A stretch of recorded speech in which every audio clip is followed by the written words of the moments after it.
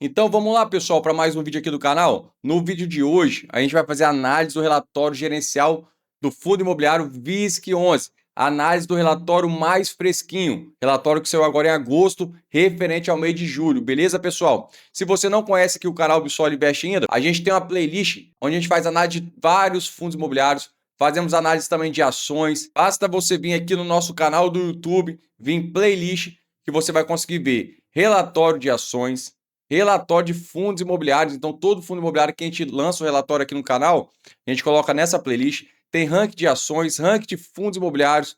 Temos a carteira que iniciamos do zero, denominada INSS Nunca Mais. E temos a playlist de economia básica. Aqui a gente ensina como iniciou a inflação, os juros, como surgiu os bancos, a dívida pública, tesouro direto.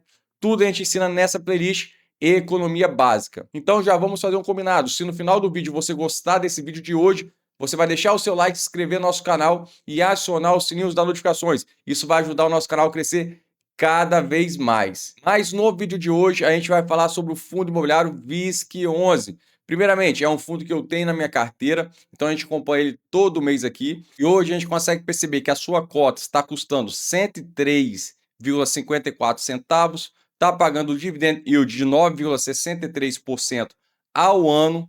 Seu PVP está com desconto 0,89, tem uma liquidez muito boa de mais de 4 milhões e nos últimos 12 meses teve uma variação positiva de quase 12%. A gente consegue perceber que nos últimos dias ele caiu um pouquinho, saiu de 105 para o valor que está hoje, mas isso não é um privilégio só dele, né, galera? Todos os fundos imobiliários estão caindo, a Selic está muito alta, então está amassando muito a cota dos fundos imobiliários. Vou passar bem rápido pelos seus indicadores, que a gente vai ler o relatório gerencial dele. Ele está com a vacância bem baixinha, de 5,70%, pagou 84 centavos nos últimos rendimentos e a cota patrimonial dele é 115,60 centavos. Tem mais de 3 bilhões em valor patrimonial. E se você quiser receber os dividendos dele, geralmente a data com dele é final de mês, entre o dia 29 e o dia 31. E ele paga geralmente na metade do mês, entre o dia 14, 13 ou 15. Ele está pagando aí os seus dividendos. Ele está com a alavancagem bruta de 23,59%. Então, é uma alavancagem controlada, né, galera? Pelo tamanho do fundo, é uma alavancagem bem controlada. Agora sim, já aqui no seu relatório mais atual, esse é o relatório mais atual, saiu no dia 8 de agosto e a gente está gravando hoje, dia 11 de agosto. Beleza, galera? Então, a gente consegue ver as principais informações deste relatório. Quando o relatório foi fechado, a cota de mercado estava em 104,5 centavos, ou seja, hoje já caiu mais um pouquinho. Seu valor patrimonial 115,44.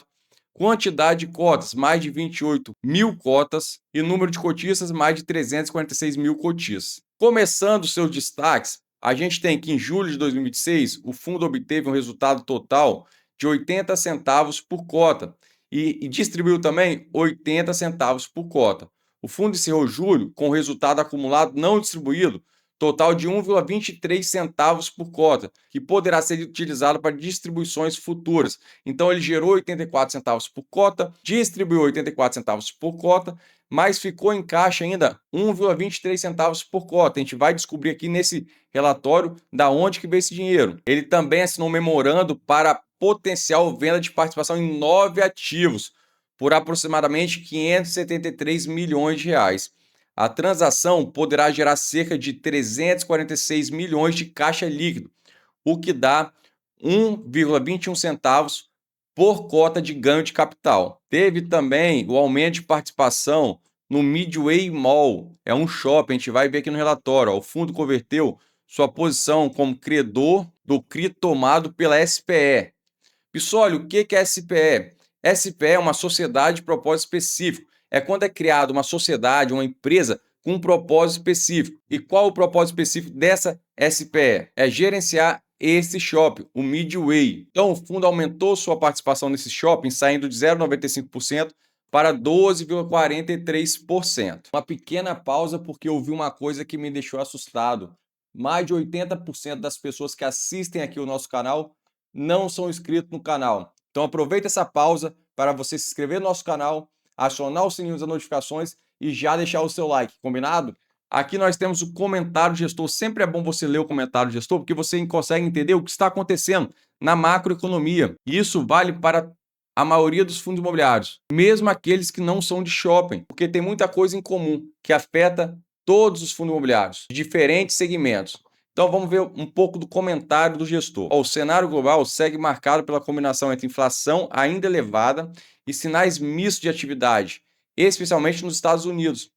A leitura do mercado de trabalho americano tornou-se central para os próximos passos do Fed, que é o Banco Central americano.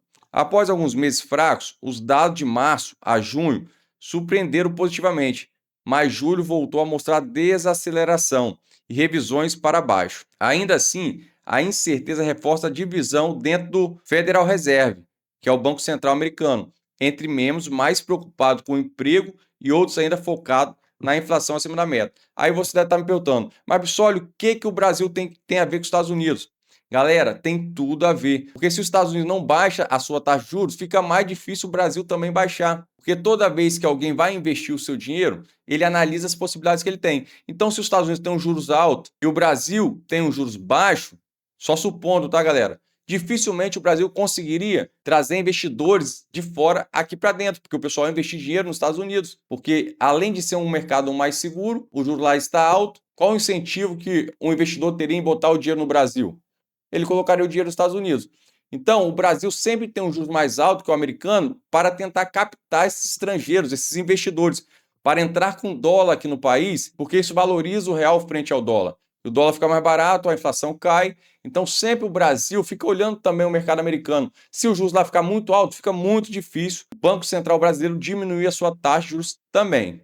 E o comentário continua. Aqui a gente já passa para o Brasil. No Brasil, o cenário também aponta desaceleração, embora em ritmo mais gradual do que seria esperado diante do nível de juros. O que está falando? O Brasil, a atividade econômica está desacelerando. Porém, pelo nosso patamar de juros atual, essa desaceleração deveria acontecer mais rápida e está acontecendo bem devagar, o que dificulta também a diminuição da taxa de juros. Mas continuando aqui, a atividade cresceu de forma robusta nos últimos anos, mas as projeções para 2026 já indicam um avanço mais modesto, com expectativa de crescimento abaixo do potencial ao longo do segundo semestre.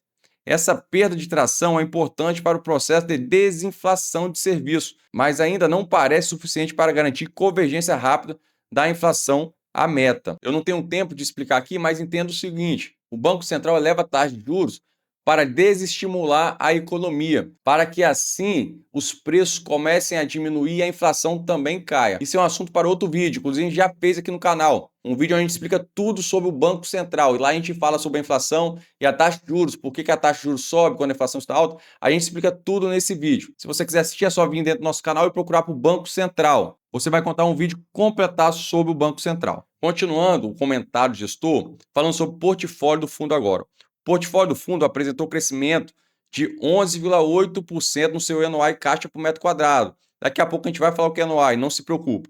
Enquanto as vendas por metro quadrado apresentaram um crescimento de 12,5%, quando comparados com o mesmo período do ano anterior. As vendas das mesmas lojas e o aluguel das mesmas lojas apresentaram, respectivamente, um crescimento de 2,1% e 3,3% em comparação aos mesmos meses do ano anterior. Além disso, os níveis de desconto em inadimplência líquida ficaram em 1,8% e 2,2%, respectivamente, demonstrando uma boa saúde financeira dos lojistas, e a taxa de ocupação do fundo encerrou o mês de junho em 94%. Só umas pequenas observações, a gente vê que o NOI ficou muito positivo, ficou bem acima da inflação, né? 11,8%. Já as vendas das mesmas lojas, que é o Same Store Sales, e o aluguel das mesmas lojas, que é o Same Store Rents, apresentaram um aumento, só que é um aumento abaixo da inflação, né? 2,1% e 3,3%. Então, não é um aumento interessante, porque o bom mesmo vai ficar sempre acima da inflação. Continuando seu relatório, a gente consegue ver que ele assinou um memorando de entendimento para potencial venda de participação em 9 ativos. Conforme fato relevante divulgado no dia 31 de julho de 2026, o fundo assinou um memorando de entendimento para potencial venda de participação em 9 shopping centers por aproximadamente 573 milhões de reais. Valor 10% superior aos respectivos laudos de avaliação. A operação, se concluída, poderá gerar cerca de 346 milhões de caixa líquido e 1,21 centavos por cota de ganho de capital líquido. Os ativos envolvidos apresentam aproximadamente 11% do NOI do fundo e o portfólio final bem como o valor final da transação, dependerão do montante captado pelo fundo comprador. E quais são esses imóveis, Bissoli? Aqui temos a lista dos 9 shoppings. O Prudente Shopping, Shopping Granja Viana, e aqui tem as porcentagens. Ó, participação, objeto da transação. O VISC vai vender 15% e ainda vai ficar com 73%. O Shopping Granja Viana, o VISC vai vender 15% e vai ficar com 20%. Todos os outros shoppings, Boulevard Shopping Rio, para baixo, o VISC vai vender toda a sua participação. A gente consegue perceber que ele vai ficar sem participação nesses shoppings. Então, é uma coisa que a gente vai acompanhar nos próximos relatórios, saber se essas vendas vão realmente acontecer, se isso vai tocar para frente. Mas é uma venda considerada muito boa, galera, porque está sendo vendido por 10% a mais do que os imóveis foram avaliados e está dando aí um lucro bem interessante. Mas vamos acompanhar aí os próximos relatórios. VISC aumenta a participação no Midway Mall, que é outro shopping, esse shopão aqui, ó, galera, bonito pra caramba, né? Ó, conforme comunicado no mercado, divulgado em 31 de julho de 2026, o fundo converteu sua posição como credor do CRI, tomado originalmente pela SPE compradora. E após a reorganização societária, a participação do VISC no ativo passou de 0,95% para 12,43%. Aqui a gente consegue ver a DRE do fundo e a sua performance. O resultado do fundo em julho foi basicamente de 24 mil, o equivalente a 84 centavos por cota. O fundo distribuiu em junho o rendimento de 84 centavos por cota e encerrou o mês com o resultado acumulado não distribuído, ou seja, o caixazinho que ele tem de mais de 25 mil, o que é equivalente a 89 centavos por cota. Porém, ele também tem o Shopping Paralela FI. Esse Shopping Paralela FI é um fundo imobiliário que é 100% do VISC, então tudo que esse fundo pertence ao VISC. Às vezes, o fundo imobiliário compra imóveis através de outros fundos para dar uma otimização tributária. Então, tudo que é do Shopping Paralela FI é do VISC. Esse Shopping Paralela FI ainda possui um resultado acumulado não distribuído de 10 mil, o que dá 35 centavos por cota. Então, somando, no final, o VISC fica com 1,23 centavos por cotas não distribuídos ainda. E aqui na DRE a gente consegue ver, resultado do shopping, o que veio de resultado operacional foi 32 mil. Só que aí vem a despesa, resultado financeiro, foi negativo, receita financeira, despesas financeiras. No final ele teve o resultado de basicamente 24 mil reais, o que deu 84 centavos por cota e ele distribuiu 84 centavos por cota. Então ele tinha um resultado acumulado no distribuído de 89 centavos, mais 35 centavos do FI paralela, o que dá 1,23 centavos de caixa para o VISC 11. O seu histórico de distribuição, ele vem pagando 84 centavos por cota desde janeiro de 2026. O seu guides, que é a sua meta, a sua projeção, é distribuir entre 84 centavos a 90 centavos por cota e ele vem distribuindo o mínimo aí da sua projeção, 84 centavos. Aqui a gente consegue ver um gráfico da sua rentabilidade bruta do fundo frente a outros indicadores. A gente consegue ver que o VISC ele está ganhando do IFIX e do CDI líquido. Do IBOV, ele está perdendo. Então, desde 2017, o VISC entregou uma rentabilidade de 117%, basicamente, 117,6%. O fundo está com patrimônio líquido, basicamente, aí de 3,3 bilhões de reais, e a gente consegue perceber que ele tem um passivo, uma dívida de basicamente 1,1 bilhão de reais. O que a gente tem que ver? Quanto tempo que ele tem para pagar essa dívida? Porque o problema não é ter a dívida, o problema é o prazo que você tem para pagar. Se esse prazo for muito pequeno, isso é um problema sério, porque 1,1 bilhão de reais para pagar é muito dinheiro, né, galera? Mas se for bem espaçada essa dívida, fica mais fácil de ser paga, porque ele tem mais tempo também para vender imóveis, fazer subscrição de cotas, pegar empréstimo. Ele tem várias formas de arrecadar mais dinheiro. Então a gente tem que ver o cronograma de pagamento dessa dívida. E a gente consegue ver isso aqui nesse gráfico. E a gente consegue ver que no ano de 2026 ele tem 139 milhões de reais para pagar, que é 112, que é o principal, mais 27 dos juros. 2027 já aumenta bastante, aí tem 2028, 2029, só que vamos focar aqui no ano de 2026. Ó, o fundo dispõe de 152 milhões em caixa e apresenta uma projeção de pagamento de principal de obrigações e investimentos para 2026 de aproximadamente 143,3 milhões. Ou seja, para 2026 ele tem 152 milhões e tem que pagar 143,3 milhões. Então, para 2026 está tranquilo, ele tem dinheiro para pagar as suas dívidas. Mas continuando aqui, considerando todas as obrigações a prazo descrito nesse relatório, a gestão está focada em gerar liquidez com o objetivo de proporcionar maior conforto de caixa para os próximos anos, por meio da venda de ativos e de uma nova emissão de cota, sem destacar, contudo, a possibilidade de alavancagem. Então, aqui ele está falando que pode vender ativos, fazer uma nova emissão de cotas ou simplesmente pegar empréstimo, fazer uma alavancagem para captar mais dinheiro. A gente consegue ver que em 2026 ele tem 152 milhões e vai terminar o ano de 2026, início de 2027, em janeiro, ele vai iniciar com 8,8 milhões em caixa. Então, eu considero uma dívida muito bem controlada, sem desespero. A gente precisa sempre ir acompanhando mês a mês para saber qual a movimentação que a gestão vai fazer para captar mais dinheiro. Mas entenda, todo fundo imobiliário, toda empresa, em algum momento eles se alavancam, porque se não se alavancar, eles não conseguem crescer. Então, ter alavancagem não é problema. O problema é o seguinte, esse dinheiro precisa ser bem empregado. Se você se alavancar, pegar dívida, contrair empréstimo e não investir esse dinheiro de maneira correta, isso sim causa um grande problema. Mas a gente vai acompanhar aqui mês a mês para saber o que a gestão está fazendo para diminuir essa alavancagem e pagar a sua dívida. Aqui nos indicadores operacionais, a gente consegue ver que o ENOI do fundo, Bissoli, o que é ENOI?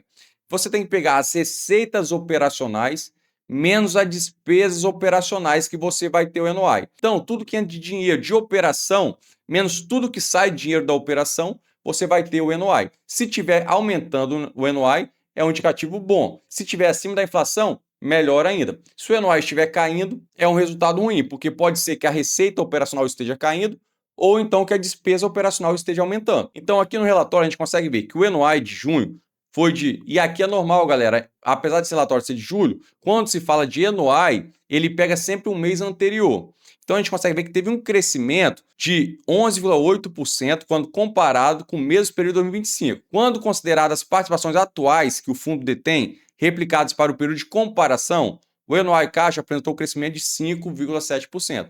Muito bom, acima da inflação. 5,7% é um número satisfatório. Aqui embaixo temos as vendas. As vendas por metros quadrados do shopping. Também teve um crescimento de 9,3%. Sempre o segundo semestre é melhor para o mercado, é melhor para os shoppings. Vem Dia dos Pais, tem Natal. Ou seja, no segundo semestre, geralmente as vendas aumentam mesmo. E está acontecendo isso. Aqui temos indicadores muito importantes também, que é o aluguel e as vendas das mesmas lojas e fluxo de veículos. Os aluguéis das mesmas lojas teve um aumento de 3,3%. Isso aqui é interessante porque são os aluguéis das mesmas lojas que tinha em 2025 que tem hoje. Aqui você tira toda a loja que entrou no meio do caminho ou que saiu do meio do caminho. E a gente consegue perceber que está dando um aumento de 3,3%. Isso foi abaixo da inflação. Então, na minha perspectiva, é um resultado ruim. Já as vendas das mesmas lojas funcionam do mesmo jeito. É as mesmas lojas que tinha em 2025 e que tem hoje, tirando lojas que entraram no meio do caminho e que saíram, porque senão ia dar uma diferença muito grande, porque você ia comparar lojas que tem hoje que não tinha no ano passado, então ia dar diferente. Então pega as mesmas lojas e compara. As vendas teve um aumento de 2,1%, abaixo da inflação, ou seja, um resultado também ruim. Já fluxo de veículo teve um aumento de 0,5%. A inadimplência líquida do mês de junho foi de aproximadamente 2,2%, um crescimento de 0,5 pontos percentual, comparado ao mesmo período do ano anterior. Também está bem baixinha, né, galera? Mas a gente nunca quer que aumente, nem que seja um pouquinho, a inadimplência. Passando para os descontos, eles atingiram 1,8% do faturamento do portfólio, se mantendo no patamar quando comparado com o mesmo período anterior. Então, nem aumentou, nem diminuiu. Ah, Bissoli, como assim descontos? Às vezes, para o seu inquilino não sair ou para você conseguir outro inquilino, você dá um desconto. Você fala com ele, olha, você pode entrar hoje e só pagar daqui 2 meses, ou então, em vez de pagar 100% do aluguel, você vai pagar só metade até você se estabilizar no imóvel. Isso é uma forma de você manter ou captar novos inquilinos. A taxa de ocupação encerrou o mês com 94%, uma queda de 8,6 pontos percentual quando comparado com o mesmo período do ano anterior. Então, 94% dos imóveis estão ocupados, ficando aí com 6% de vacância. A vacância é pequena, mas dá para diminuir, né, galera? Quanto menos vacância, melhor. Aqui a gente consegue ver o portfólio do fundo. O portfólio do fundo é composto por 32 shops em 15 diferentes estados, administrado por 11 administradoras distintas, totalizando 310 mil metros quadrados de ABL própria. E aqui a gente consegue ver a foto dos imóveis. Esse shopping Praia da Costa, galera, é bem pertinho da minha casa, não fica a 2 quilômetros aqui da minha casa. Então a gente consegue perceber que o fundo tem bastantes shoppings, são 32 shoppings. Vou passar aqui para quem gosta de ver as fotinhas dos shoppings. Então, pessoal, na minha visão, é um relatório muito positivo. O fundo vem fazendo boas movimentações na sua carteira. A gente tem que observar aí essa venda desses imóveis, desses 9 shoppings que ele quer fazer, porque é uma venda, na minha visão, muito interessante para o fundo. Então, a gente vai acompanhar nos próximos relatórios para ver se elas vão realmente saírem do papel. Porque se sair, acredito que será muito bom para o fundo imobiliário. E agora, será que ele tem selo de qualidade aqui do canal Bissoli Invest? Galera, ele tem sim, é um fundo imobiliário que eu tenho na minha carteira de investimentos. Inclusive, a gente mostra essa carteira aqui, a gente investe junto a essa carteira. Todo mês a gente faz aportes nessa carteira e a gente mostra tudo aqui para vocês. Então, se você quiser saber se a gente vai comprar mais desse fundo imobiliário, só você seguir o nosso canal, que se eu comprar, eu vou mostrar aqui. Nos próximos dias também deve sair relatório de outros fundos imobiliários. Não se esqueça que aqui no canal a gente já tem várias análises de fundos imobiliários, mas me deixa aqui no comentário. Você tem o visto que está pensando em comprar, gosta de fundo imobiliário de shopping? Deixa o seu comentário aqui que eu vou responder cada um, pessoal. E não se esqueça do nosso combinado. Se você gostou do vídeo, se inscreva no nosso canal, acione o sininho e já deixa o seu like, isso vai nos ajudar bastante. E caso você queira continuar no nosso canal, eu vou deixar esse vídeo aqui, onde a gente montou uma carteira 100% de ETFs e chegamos na decisão se eu investiria tudo através de ETFs ou não. Então fiquem com Deus e até o próximo vídeo.